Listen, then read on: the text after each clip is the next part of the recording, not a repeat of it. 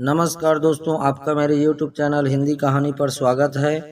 कबीरदास जी के प्रमुख दोहे और अर्थ। चलती चाकी देख कर कबीरा दिया रोए, दुई पाटन के बीच में साबुत बचा न कोई। इस दोहे का अर्थ है, कबीरदास जी अपने इस दोहे से कहना चाहते हैं कि जीवन के इस संघर्ष में लोग किस प्रकार पापी और लालची हो गए हैं। वह स्वयं को मर्यादाओं को तोड़कर पशु प्रवृत्ति के हो चले और जाने क्यों वह जीवन की अंतरधारा से विमुख होकर विनाश की ओर अग्रसर हैं। वह कहते हैं, क्यों लोग जीवन के इस भवसागर के पार नहीं जा पाते और अपना जीवन सब व्यर्थ गंवा रहे हैं। बुरा जो देखन मैं चला, बुरा न मिलिया कोई, जो दिल खोजा आपना, मुझसे बुरा न कोई। जब मैं इस संसार में बुराई खोजने चला तो मुझे कोई बुरा ना मिला। जब मैंने अपने मन में झांक कर देखा तो पाया कि मुझसे बुरा इस संसार में कोई दूसरा है ही नहीं।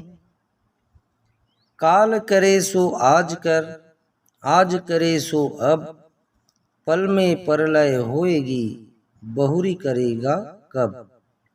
इसका अर्थ है, कबीरदास जी समय की महत्ता बताते हुए कहते हैं कि जो कल करना है उसे आज करो, और जो आज करना है उसे अभी करो, और कुछ ही समय में जीवन खत्म हो जाएगा, फिर तुम क्या कर पाओगे। ऐसी वाणी बोलिए मन का आपा खोए, औरन को शीतल करे आपहु शीतल होए। इस दोहे का अर्थ है, हमें ऐसी वाणी बोलनी चाहिए जो मधुर हो, जो दूसरों को शीतलता का अनुभव करे, और साथ ही हमारा मन भी प्रसन्न हो उठे। मान और अहंकार का त्याग करके ऐसी वाणी में बातें करें कि औरों के साथ साथ स्वयं को भी खुशी मिले। अर्थात मीठी वाणी से ही दिल जीते जाते हैं। धीरे धीरे रे मना, धीरे सब कुछ होए, माली सींचे 100 घड़ा, ऋतु आए फल होए। इसका अर्थ है, मन में धीरज रखने से सब कुछ होता है। अगर माली किसी पेड़ को 100 घड़े पानी से सींचने लगे तब भी फल तो ऋतु आने पर ही लगेगा। साईं इतना दीजिए जामे कुटुंब समाए, मैं भी भूखा ना रहूं, साधु ना भूखा जाए।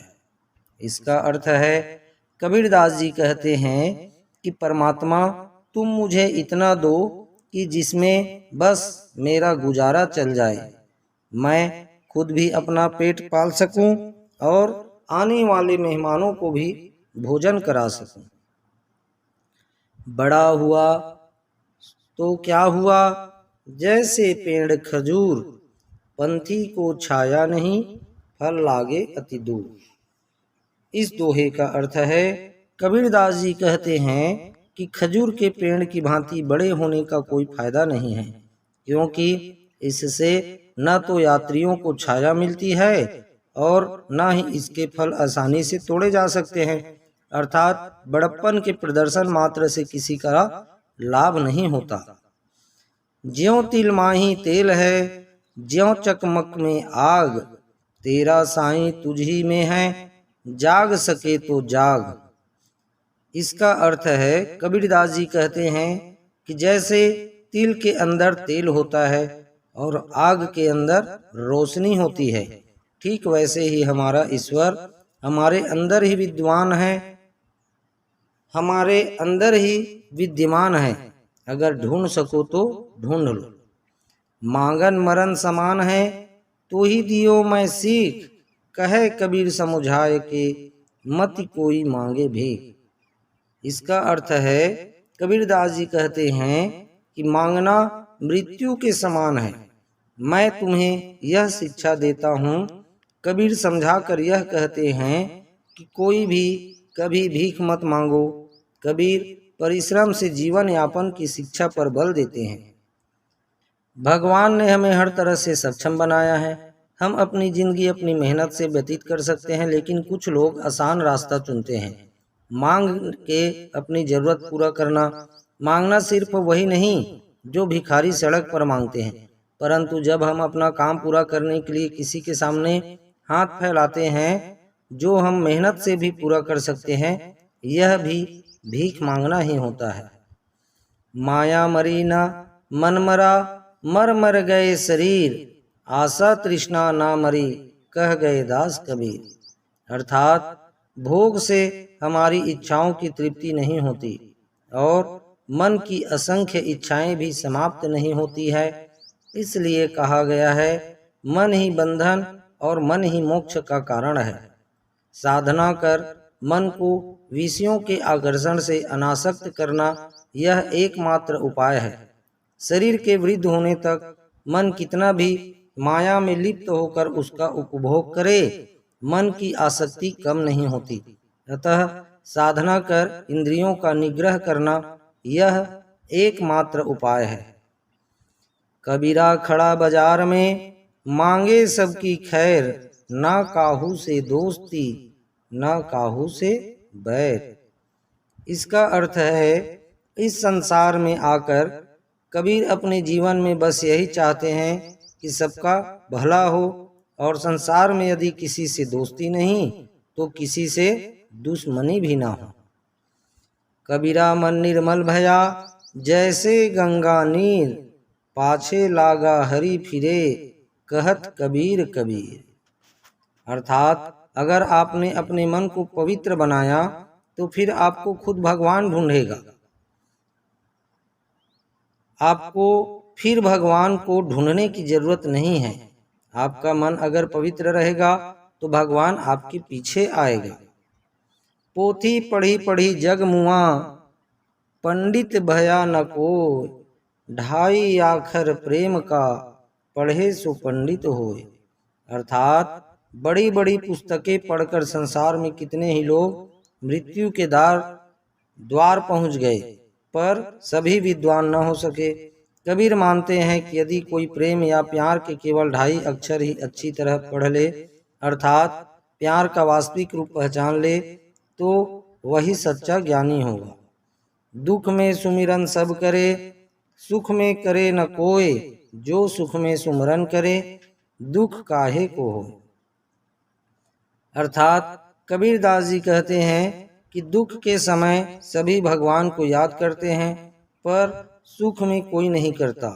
यदि सुख में भी भगवान को याद किया जाए तो दुख हो ही क्यों। इसलिए हमें हर समय भगवान का नाम स्मरण करते रहना चाहिए। गुरु धोबी सिख कपड़ा, साबु सिरजनहार, सुरती शिला पर धोइए, निकसे ज्योति अपार। अर्थात यदि शिष्य कपड़ा है वह भी मैला तो गुरु धोबी के समान है।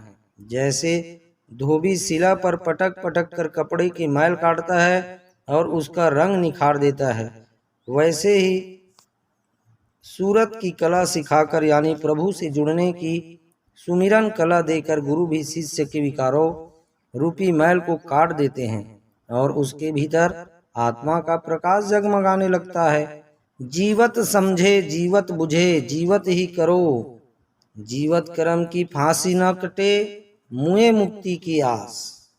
अर्थात कर्म की गति और मीमांसा बड़ी कठिन है, परंतु इतना सत्य है कि कर्म वही है जो भगवान के अनुसार किया जाए। जो इस जीवन को मुक्त करने के लिए किया जाए वही कर्म है।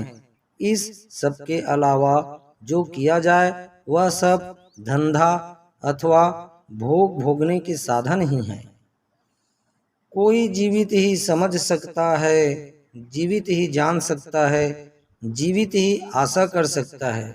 इस जीवन में यदि कर्म की फांसी नहीं कटी तो मरने के बाद कुछ नहीं हो सकता। यानी इस जीवन में मुक्ति का कार्य नहीं किया तो मरने के बाद कुछ नहीं हो सकता, ना ही कुछ कर सकते हैं।